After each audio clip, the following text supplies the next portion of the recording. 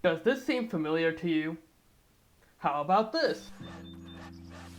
This? If you find yourself struggling to catch even a single small rabbit, or worse, then you've come to the right video, my friend. Today I'll be covering tips that will help all you struggling wolf and saber-tooth players out there finally catch an AI animal.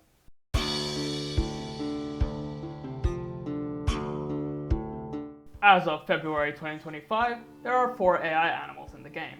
The brush rabbit, formerly desert cottontail, the dwarf pronghorn, the prairie rattlesnake, and the infamous flat-headed peccary.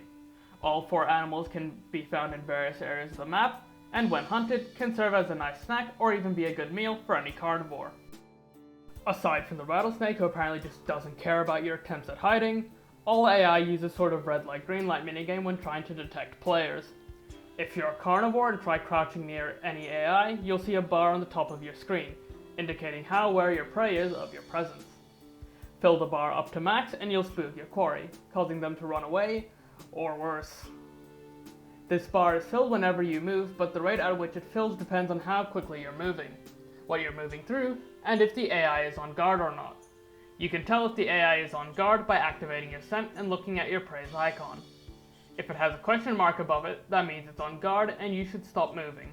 If it doesn't, then you should keep moving. Pro tip, the AI loves to quickly switch back and forth between being on and off guard. I'd suggest instead of just trying to react to the AI, try to predict when they'll be on guard and stop moving beforehand. It might slow down the approach a bit, but it helps a lot in closing the gap. For example, here I stop moving a bit before I think the AI will go on guard, so that it don't raise its awareness too quickly. Once it goes off guard, I move only slightly forward just in case it goes on guard immediately.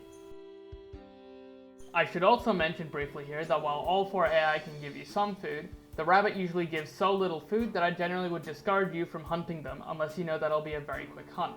And honestly, as a Smilodon, you might as well entirely ignore them. Another thing to note is that where the AI spawns actually changes with the season.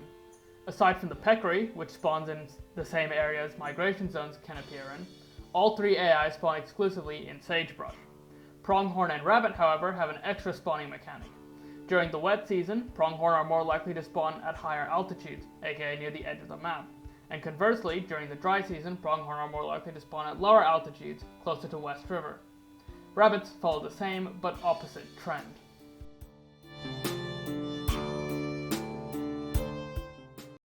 I'm grouping the brush rabbit and dwarf pronghorn into the same category here, as while they have some differences, the same strategies will work with both prey animals. Both are very skittish and will always run away when they spot danger. As such, the name of the game here is stealth. While both wolves and Smilodon are a bit faster than both of these guys, their extremely erratic running pattern coupled with their ability to turn faster than a horse player turns into dinner in West River means that you'll want to close the gap as much as possible before beginning the chase. If you happen to be playing as a wolf, then you have quite a bit of stamina to work with, so even a subpar ambush might be enough to run down a rabbit or pronghorn. If you're playing as a Smilodon though, then you'll need to be on your A game to pull this off. Firstly, you'll want to practice getting good at the AI detection minigame. It should go without saying, but the best way to practice is to just do so in-game. You won't get it right every time, but you'll certainly never get it right if you don't try. Second, consider what cover you'll be sneaking through. As I stated earlier, different cover impacts how quickly the AI's awareness grows. Bushes and other plants are the best for minimizing this, but even grass can help tremendously here. Try and avoid sneaking through dirt as much as possible though. If your target is separated from you by a large patch of dirt, maybe consider repositioning to a better angle with less dirt between you and your target. Another thing to consider is the terrain that's around you and how you can use it to your advantage. The AI will usually choose not to run into any significant cliffs or through bodies of water. This means that you can use cliffs or rivers to your advantage to corral your target into running towards you to make your job easier. Need an example? In this clip, I've spotted 2 pronghorn near this creek. Following the creek upstream, you'll see that it leads to a waterfall and a cliff. This tells me that the AI only really has 2 options to escape me. Either run back towards me, or run perpendicular to me. Either way, this helps me a ton by closing the gap between me and my target. Because the terrain is so stacked in my favor, I decide to forego a proper ambush and just speed things up by intentionally spooking my target. As the pronghorn gets close to the cliff, I choose to slow down. If I had kept running here, there's a chance that the pronghorn would turn earlier than expected and dodge my attack. So instead, I let it run towards the cliff so I have a larger window to react. And just like that, I've secured myself a nice little meal without too much fuss. Minor tangent, but I see a lot of people say that hunting pronghorn is just not worth it for Smilodon, and that you'll just end up starving to death. This is simply not true.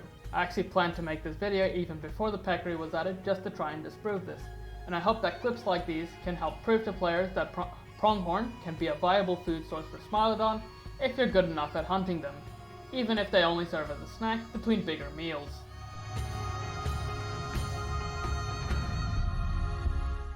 So rattlesnakes are, to put it lightly, a pain in the ass. If you mess up and get bit by one, then you'll take a ton of damage and have to deal with it. Unless of course you're a wolf, in which case you're just dead. Tough luck, I guess. It's because of this that most people just avoid rattlesnakes, because trying to fight them will just end up leaving you worse for wear. But of course, this video isn't about how to avoid AI, it's about how to hunt them. So how do you hunt rattlesnakes? Well, if you're solo, you don't. Aside from some weird circle shenanigans, there's no safe way to kill a rattlesnake if you're alone. Try sneaking up on it and it'll just see you coming anyways. Try brute forcing the hunt as a Smilodon and you'll find out that in the process of healing off the venom, you're draining away all your hunger as regenerating health eases up hunger. If you do want to hunt them, then you'll need a buddy. The plan's straightforward really. One of you will walk up to the snake and get its attention, the other just goes in for the kill. Of course, one rattlesnake usually isn't enough to feed two players, but with how easy this is to pull off, it can make for a nice food source when there are multiple snakes around.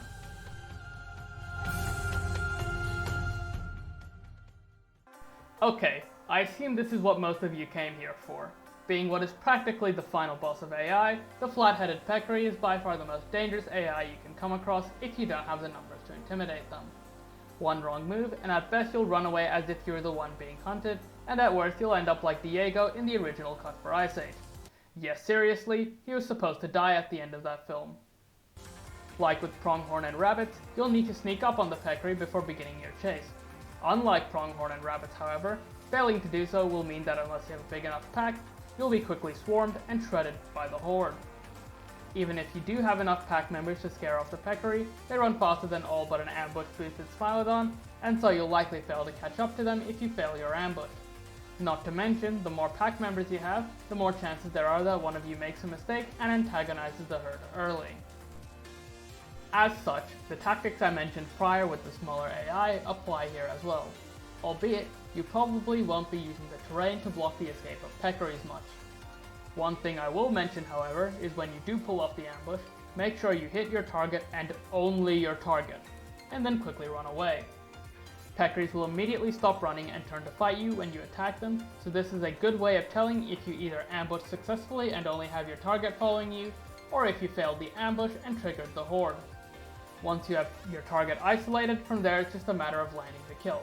I personally choose to stand still and let the peccary run to my attacks, since it's a lot easier than trying to follow where they're going, as peccary are very difficult to track when they're running around, and frankly if you're a wolf you might die here if you're not careful.